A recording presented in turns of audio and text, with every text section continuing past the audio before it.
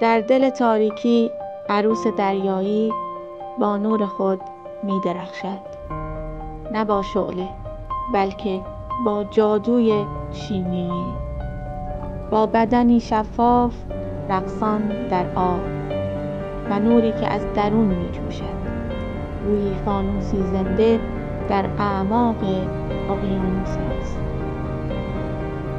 نوری که تولید می کند شکارچی را گیج و دور می کند. نور می تواند طعمه را جذب کند یا به شکار کمک کند و یا برای جذب جفت یا ارسال پیام استفاده شود. 500 میلیون سال است که آنها در اقیانوس زندگی می کنند. نورشان از واکنش بین نوعی پروتئین و اکسیژن تولید می شود.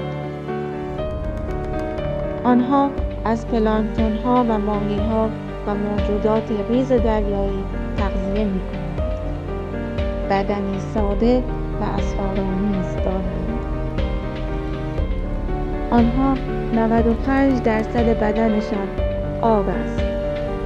مغز و استخوان ندارند، اما با سلول‌های نیست‌زننده خود طعمه را فلج کرده و شکار می‌کنند.